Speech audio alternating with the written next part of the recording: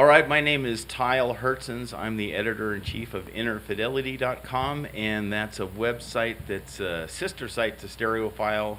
And I write about personal audio equipment, headphones, headphone amps, but also clock radios and Bluetooth boom boxes and stuff like that. And I'll just go down the panel right here, and you guys could give a little introduction yourselves. Paul?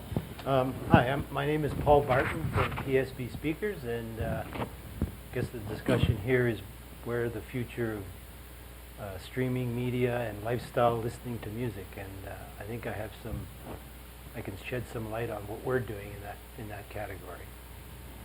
Alex? My name is Alex Rosson. I'm the CEO and founder of Audeze headphones, also a music enthusiast and owner and founder of 3 record labels.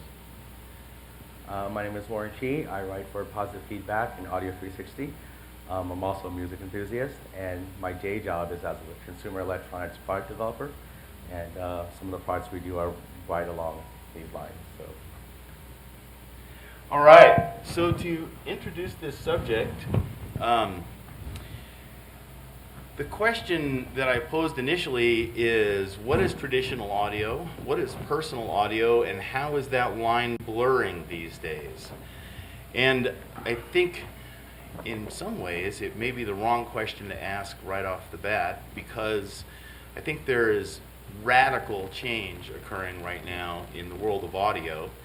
And it may just be a totally different landscape from things we've previously experienced. Just recently I went to Philips. One of the brilliant, in my opinion, things that I heard them say is the stuff in the middle is gone. Meaning you can have a pair of speakers like this and there used to be a rack of gear in between, and now that's just gone. And there is a battle, if there is a battle raging amongst traditional audio equipment, it's my belief that the remote control won. And why I say that is this is now your remote control, and it can do pretty much anything, and do in terms of sourcing music or controlling just about anything. And this is going to be the center of control, at least for audio systems. And if your phone is controlling your listening and media experience, well, is that personal audio, or is that normal audio, or what? At any rate, that's just a little tidbit to start. I'd like Paul to talk a little bit about, Paul has a new brand in the Lenbrook group. Is Blue Sound is the name of it? Mm-hmm. And these are some interesting non-traditional audio devices, and I'll let Paul give us a little overview of what a serious audio company is doing to populate this space with gear. Yeah, as a speaker designer, you might wonder why I'm sitting on a panel talking about the new way of listening to music, or the style of listening to music, and it's part and parcel with what I think is the future, and Tyll kind of alluded to it by saying the stuff in the middle is going away, but the speakers are still required. And I'm thrilled to be involved in this new era of digital music and the way we listen to music, because now something I've always desired to do is to integrate the electronics with the loudspeaker itself. In the professional industry, that's been the de facto standard for many, many years, but in the consumer electronics, I don't understand why, and this is an opportunity for us to raise the bar on the overall performance, and certainly PSB is well known for its value offerings at all its price ranges, and I think you can raise the bar on value by integrating the amplifiers with the loudspeakers. And a couple of examples of that are incorporated in things like Blue Sound, and then on top of that, the other company that's associated with PSB and Blue Sound is NAD Electronics, who have also embraced this new style of streaming music from your phones, or connecting your equipment to the internet and getting metadata and just making it so user-friendly and consumer-friendly, and at the same time being able to optimize the relationship between the loudspeakers and for example, with Blue Sound, it did two integrations of loudspeakers with the amplifier platform that Blue Sound uses, and it uses a very sophisticated digital technology called direct digital feedback. And this is a chip that was developed between a company in England called Z-Tech and NAD. And the idea was to develop a very versatile chip that could be used as an ultimate DAC that could do sampling rates between up to 24 and 192, and could also be associated with high output power amplifiers. So it buried in as the central brain of this system is this DDFA chip. And in that chip, I have the ability to manipulate things that a speaker designer only dreamed of in the past, in terms of being able to control many parameters in a speaker that are more difficult to do in the passive domain. On top of that, NAD has also introduced a new amplifier called a D7050, which actually has the same brain in it, engine in it. And recently, and in demo in this show, we are actually demonstrating a calibration that I've done for some of the PSB models when you use it with that amplifier. And you can actually, I've manipulated the coefficients that match the loudspeaker, both the output filter of the digital switching amplifier and optimizing it for the tuning of the loudspeaker for the particular model. And the results are quite promising, and if any of you want, you can hear it upstairs in our demo room. And so what I'm trying to say is that much of the time I've been spending lately, and the companies that are associated with PSB and NAD and Blue Sound have really see the same vision that Tyll sees, in that all of this stuff is being integrated and become user-friendly and controllable from your phone or your iPad. And that D7050, for example, has an app that can be used to control it and to select the coefficient settings for each of the different speaker models, so that you can, and it's all done in a very affordable platform that most of us could probably afford. So if I can kind of summarize where we're at on the journey of this conversation here, what it appeared to me, there's what's the new subwoofer for your small desktop speaker? Oh, that's a P100. So this is, and it's about or S100. 4 inches cube. Well, it's a 6-inch cube 6-inch with cube. a 5¼ driver. So the thing about this 6-inch cube with a 5¼ driver is that it really sounds big, and I think in summarizing this, what Paul has said is that it is very possible with what we would consider consumer electronics gear to create really big, really good sound from really small boxes when you're able to integrate a lot of stuff together and have some smarts and get it to talk to each other. So the first part of this equation is little plastic boxes that you buy at Target or something slightly more upscale than that.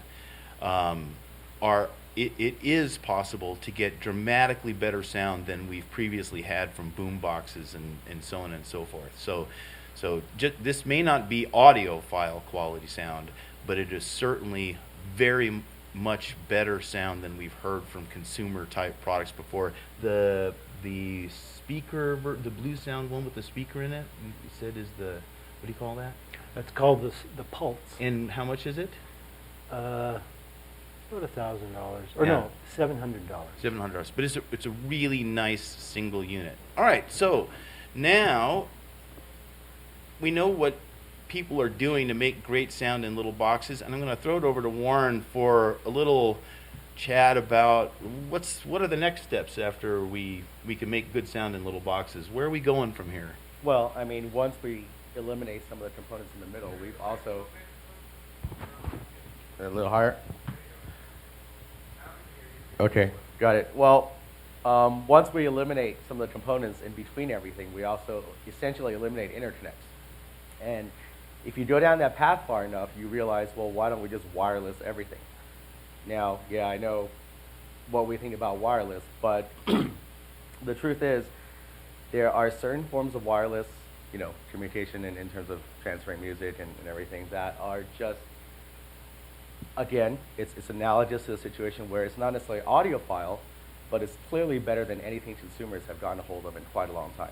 Now, I'm not necessarily talking about just simple RF. There's certain Bluetooth protocols, certain codecs that run on top of that, like aptX. There's actually an open source, low latency, lossless codec called Opus that almost everyone is ignoring right now, but it's free. It doesn't require any licensing. People can implement it at will. And this is all out there, and it seems like that might be the next step. I say seems like because I've heard certain things that I can't say here, but I'm almost positive there are companies out there working on modules for this. And what about the ability to walk from room to room and keep things moving along? Yeah, I mean, now that we're talking about wireless, we have a whole range of options open to us. In terms of being able to track proximity, being able to direct certain things with NFC, certain actions. It's not a very far step to say that sooner or later we wouldn't need to actively use our phone as a remote control. It would start to learn our gestures, our behaviors, and it would try to predict and interpret what we want.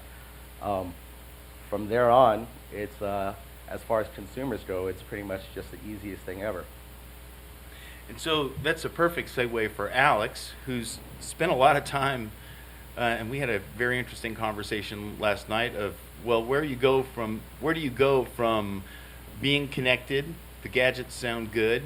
There's a lot of power there. What would we like to do in this environment?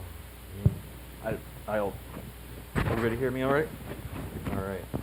I think I'm one of those guys that likes to be targeted with ads.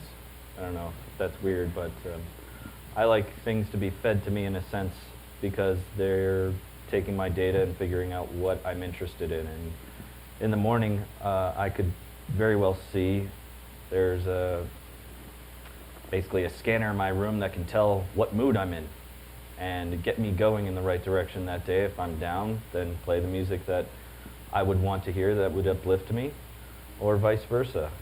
So I think a lot of it, personal audio for me, is going to be really what's being shot out from your brain electrically and figuring out those algorithms into actual moods and then putting that into your social network for you or your friends to be able to feed you different moods, similar to what they're doing on Spotify. But for me, that's really where personal audio gets personal. Figuring out how to uplift you or set a mood. All right, so I'm going to add a couple of my wish list items. There's two that I would love, things that I would love to see out in the world. The first one is I want to walk into a store and for $199 buy a speaker, and when I get home I put it up on my shelf and it just starts working and I can connect to it from my phone and it plays. Okay, we already do that. And then these speakers have two little microphones in them and a left and a right channel. And then you buy another speaker because you like the first one so much and you want a little more sound. You put it up on a different shelf in the room. And as soon as the two speakers are aware that they're together now through the network, they go chirp, chirp, chirp, chirp, and they make a couple of chirps. There's two microphones on it. They know their orientation relative to each other by echolocating, essentially, or cross-locating. And one says, okay, I'm left, and the other says, I'm right, and boom. And then they're doing something else, all without thinking about it on the part of the consumer. And then the consumer says, well, that was good. I should get that little subwoofer for $199. They get a subwoofer, they plug it in the wall, they throw it on the floor, chirp, chirp, chirp. Everybody knows where they are, what the phase is, what the distance is, starts playing music. Then the guy says, this is really good. I'm going to get another speaker. And he puts a third speaker in the room. And they go chirp, chirp, chirp. And they go, well, we're all in a line, and this guy's in the middle, so we're going to make him a center channel. Or we're in a triangle shape, so let's all play left and right again. Or whatever the engineers kind of figured out would actually sound good in the room. And then I buy one and I put one in the bedroom and I put one in the hallway, and they go chirp chirp, and they kind of know the distances between them and will follow you around and know by the Bluetooth on your phone. They don't even necessarily collect that you're in that room, and maybe your wife's in the other room, and so they all start talking to each other's phones and play whatever the person wants. So that's one of my little dreams.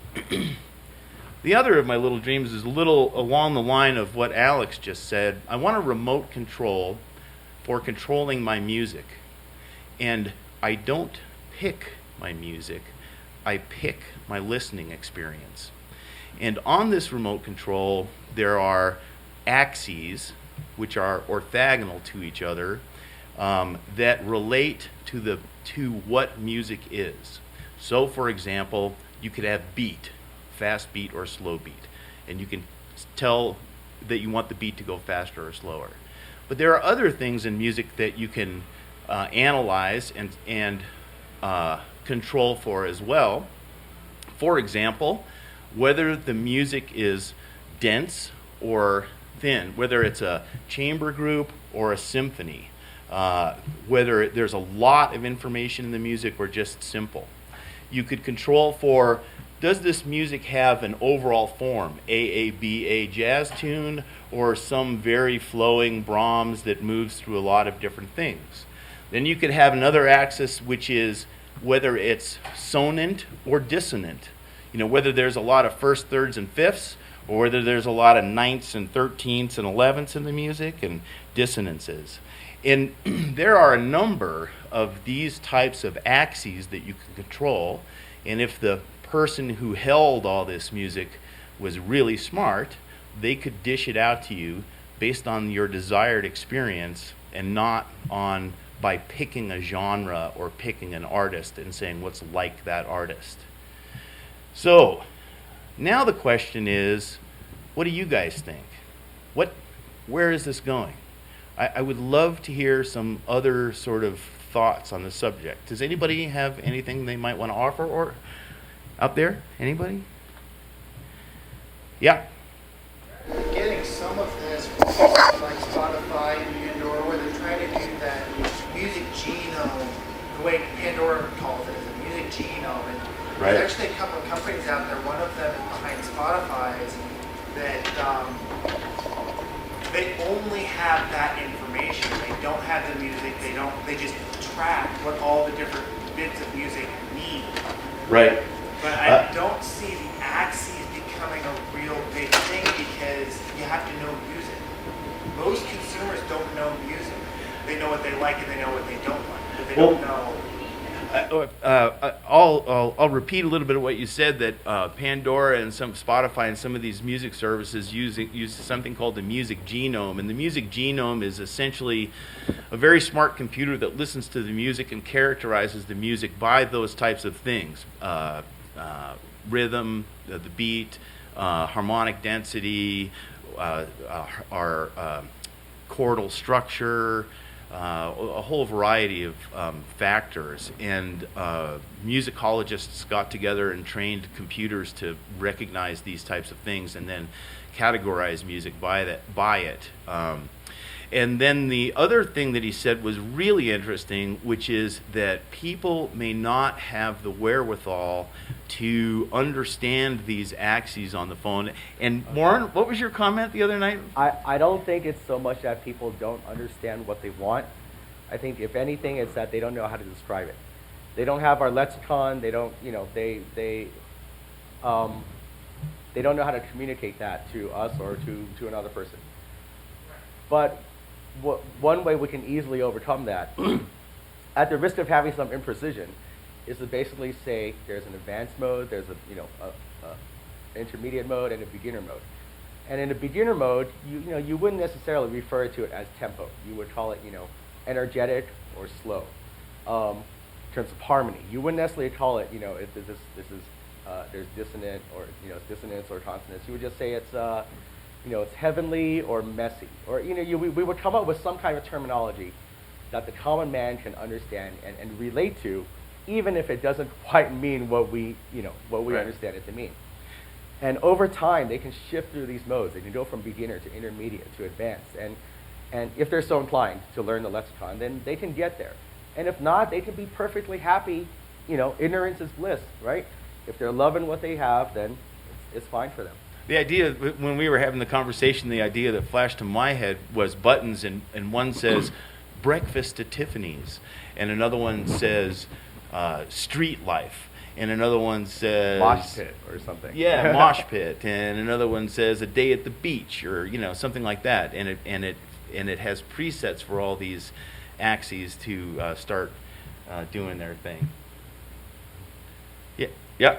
We already have some of that though. If you look at, take a Spotify channel. I haven't played with Mog yet, but I've heard Mog's actually got better controls for this. But take a Spotify channel, and it comes up with, say, breakfast at Tiffany. You say, this works or this doesn't work. So you create these channels where I've got an upbeat channel, I've got a downbeat channel, and basically you tune your channel to your preferences. That's how a lot of these services are working now. Right. And I think that's going to be more what we're going to see, and I think that's where most of the companies that are doing this kind of thing are going. I've heard that Mog lets you say, I like this a little, or I like this a lot, or it's got like a sliding scale, which is better. But I can see having those channels and having the personalized radio instead of the buttons that are give me a little more of this or a little more of that are going to be a lot more popular because people understand I like this song. People already know what they like and they don't like. Yeah. They just have to teach the computers to do it. And we've got computers that are smart enough and we've got algorithms that are intelligent enough to understand that, okay, they like these songs, we're going to increase these pieces of the genome. Right.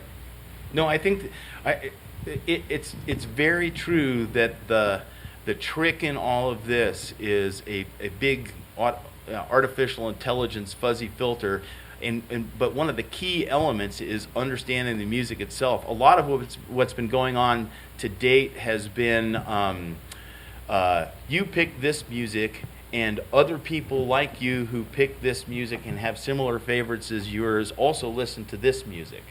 And so it was a more of a social thing. Although Alex brought up that social aspect of it, my understanding now is that there are ways where with Spotify and Facebook you can sort of sit around with friends in different places and listen to music together. And then each pick the music. So there's a virtual hanging out in front of the stereo. I mean, going out into the future, you could even wish that maybe what you need to do, I don't know, I think it's well known that when you listen to music, the whole brain lights up. And maybe if you did brain scans of yourself, when you listen to music, you could basically characterize how much you're reacting to that sound by looking at brain scans. So maybe in the future we'll have headphones that actually track your brain and allow your computer to analyze it and find music that would do the same for you. Yeah. Or music that didn't. There is a headphone. Yeah, there is. Do you know the story? Yeah, I forgot the name of the company, but Me there is too. already. Yeah. There's a headphone that's already measuring your EKGs. Yeah. Well, there you go. They showed a demo of it at a trade show. So people come up into the booth, and they sit down in the booth, and I don't know if you've seen these headbands that have fox ears on it, and there's even a little wireless tail attachment to it, and you walk around, and it looks at your brain. It does this, EEG kind of thing, EEG. and when you move your attention like this, the ears goes up, and so they have these products that are looking at your EEG brain waves. So they have this one where they have a whole bunch of music in this player, and they put this headphone on your head with these sensors on it, and it picks a song for you to listen to. So they showed people coming into this booth. They sit down in the booth, they put on the headphone, and then in 20 seconds or whatever, it picks a song. And of course, they only showed the ones that were really good reactions, no doubt. But the people were going, "Oh my God, that's exactly right. I love this song." Or, "That's the song I was thinking of." Or, they're just stunned at the music that was being picked for them by a system that's looking at their brain waves. That's pretty personal. Yeah, it's not far off either. It's there. Already there. Yeah. The pieces are there. It's just awaiting the integration. Well, how to interpret the brain waves? I don't know. That's beyond Measure me, but them I'm while optimistic. measure them while listening to certain music, and then figure out what. Oh yeah, that you have to create some kind of database. Yeah. But they didn't. It's just random Joe Blow walks up to the room, they put the thing on their But there head. has to be some criteria that the computer uses to make decisions. But I'm not a brain scientist, so my guess is Would hope that not. that brain scientists will tell you, yeah, if this is the EEG now, then this person is in an excited state. Or Well, what you'd have to do is you kind of have to measure the person. So you'd expose them to certain types of music or passages or phrases and see how the brain reacts. And then play other music and get some kind of analysis. That's how I would approach it. Yeah, I'm sure.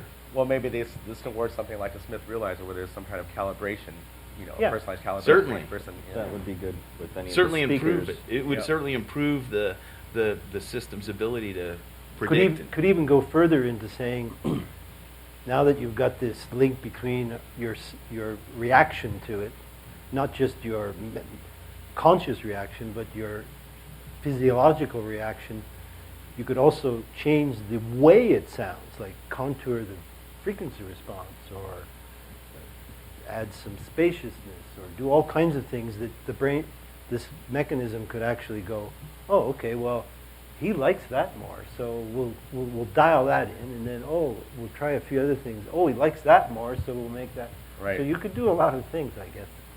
I haven't thought about it much, but That was the point of the conversation here, to start thinking about these things. I have a quick question. How many of you would implant a chip into your body to get some of these things? Like to Reliably? Yeah, reliably. So, 1, 2, yeah, we're making it. You're helping. Yeah, Audeze's working on it. 3 people. Why limit yourself to audio? It's not just audio, anything, your phone, doesn't matter. Saying something that My database. not There's having already a this, guy that's implanted headphones. I want perfect pitch and perfect memory. Yeah, go ahead. Huh. No, you want perfect memory. I just want things to know when I'm around and not carry this thing around. It's called transhumanism. Apparently, a lot of it's Transhumanism? Perfect. Study of evolving the human form because genetics will not do it for us in the time frame we need it to. Now, hold on. I just want to go back to what you were saying earlier, and you said there are companies that are, Mod, Spotify, that are already working out some kind of predictive algorithm type thing. And yeah, that's one area where they're way ahead of us. They think about these things, and we generally don't. We tend to get a lot more specific in our music choices and what we want to hear. But if we start to incorporate some of that into how we deliver music to the listener, and we bring what we have, which is better quality audio and a better understanding of music and audio in general, now we have a product that's benefiting from the best of both worlds, which now takes us all the way back to the theme of this discussion, is the blurring of the lines. Yeah. Now, is that really the blurring of the lines? Do you guys think that there is? Do you think that we can even continue to think about audio the way we've thought of it in the past? And I'm asking this for a very real reason. I'm in a group of publications, Stereophile, Home Theater, Analog Planet, Audio Stream, and myself. So I'm supposed to be the personal audio guy, and these other guys are doing turntables or computer audio or stuff like that. And I find it very hard in what I'm doing to go, where exactly am I supposed to stop here? What is this gear? And so, what do you guys think? I mean, can we think about audio the same way as we have in the past?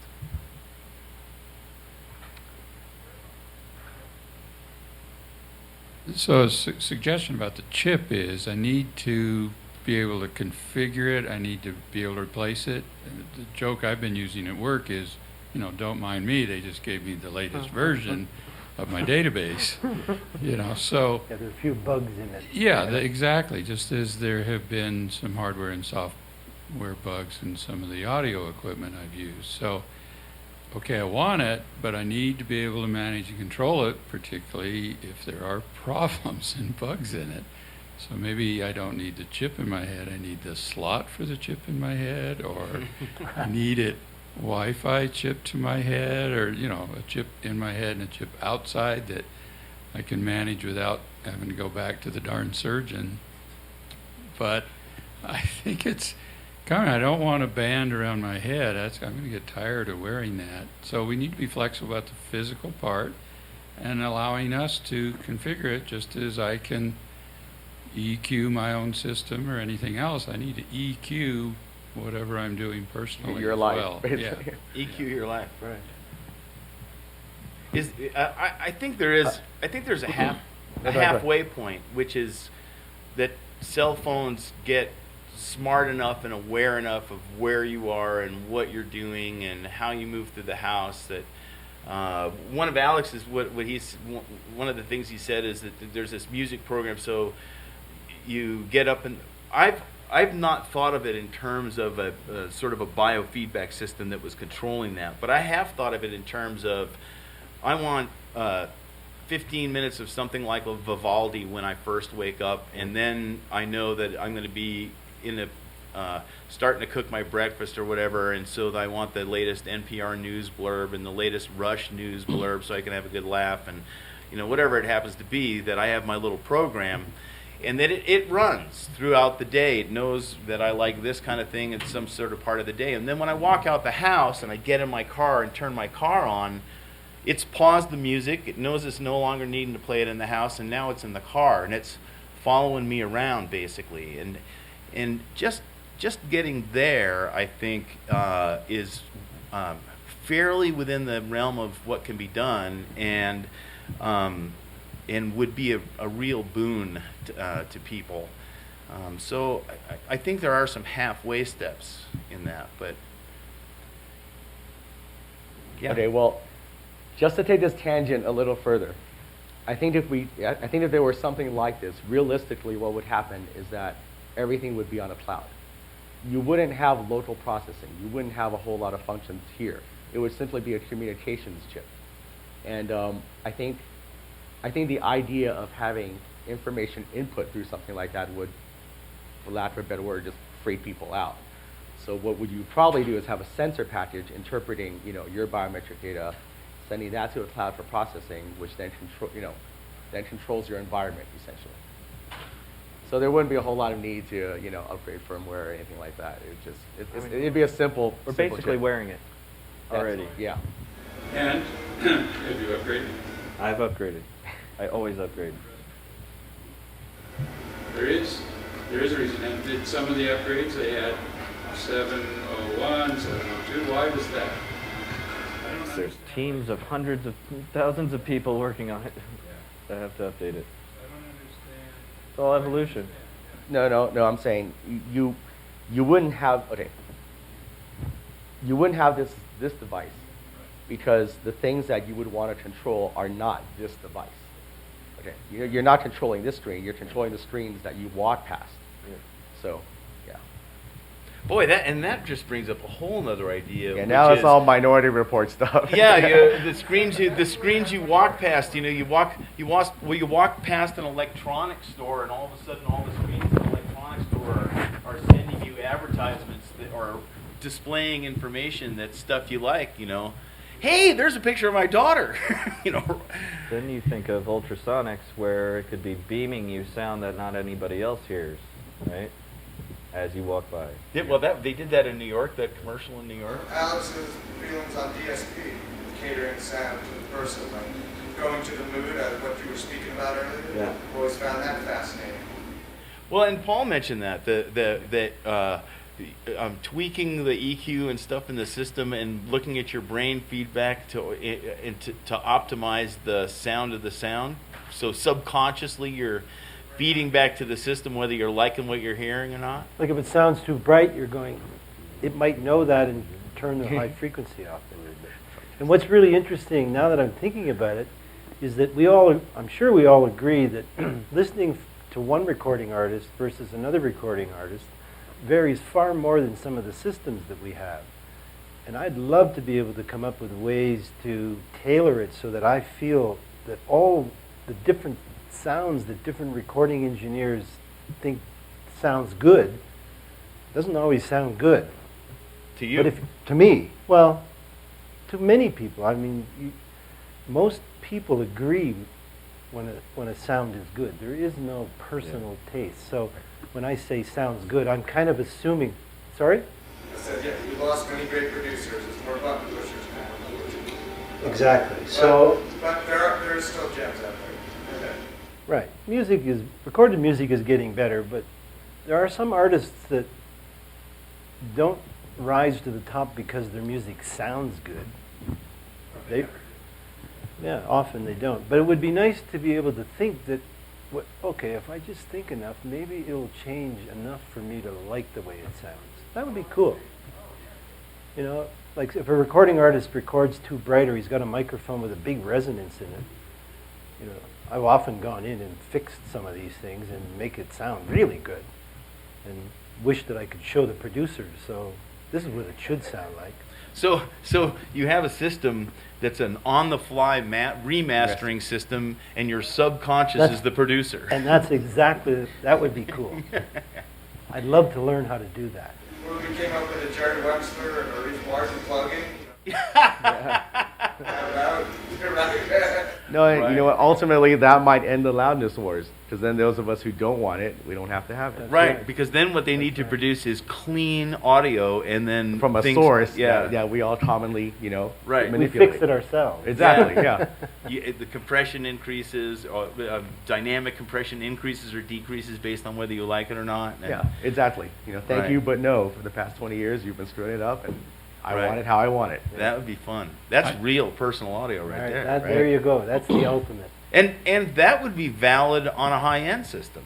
Absolutely. That would be absolutely, and people in high-end companies could take this like they always do to the nth degree. Yeah. So I tried a similar experience. I'm going to learn to play electric guitar. So I just bought a Fender Mexican Strat and a Fender Mustang 5 amplifier.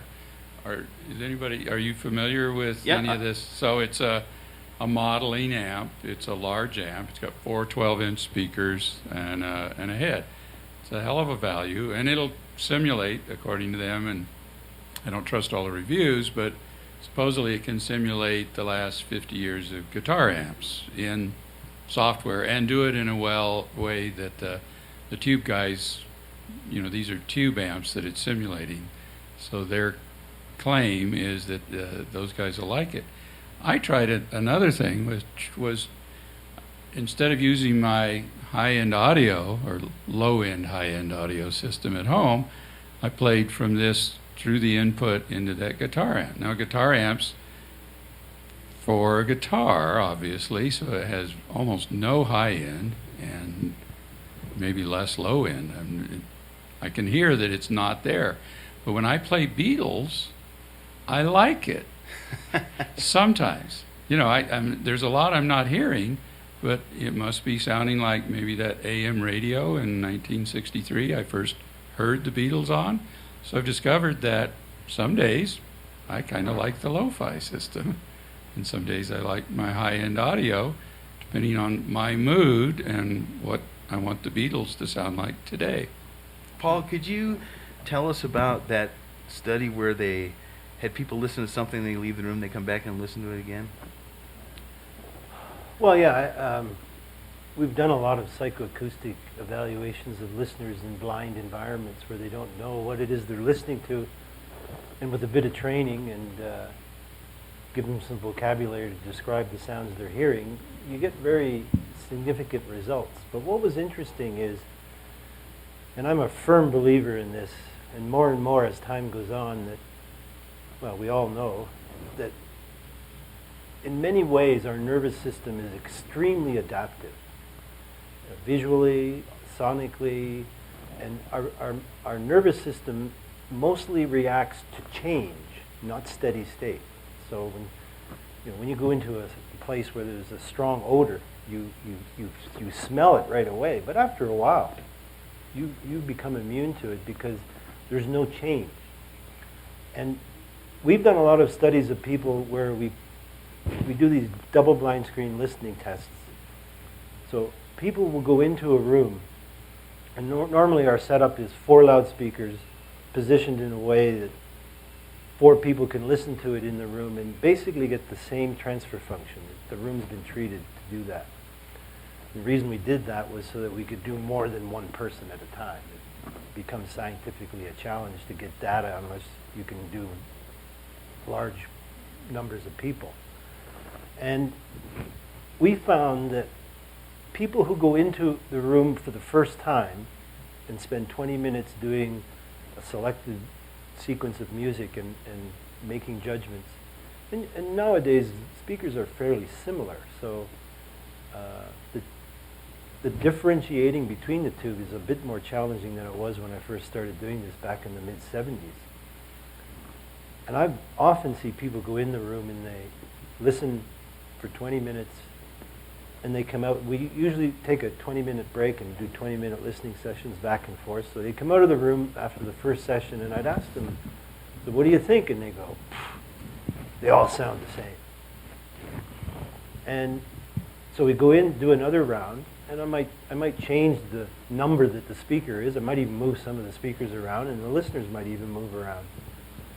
And then after the second round, they come out of the room and I say, well, how'd it go? And they say, wow, all those speakers are amazingly different. And over the years, it's come pretty clear that we adapt to the environment we're in. And it takes about that amount of time for you to map the room. And the room's influence on a loudspeaker is profound. But you can get through that if you're in the room for a while. Use your head, move it around. In fact, when we do demos of loudspeakers in a foreign room with subjects, I refuse to turn on a system.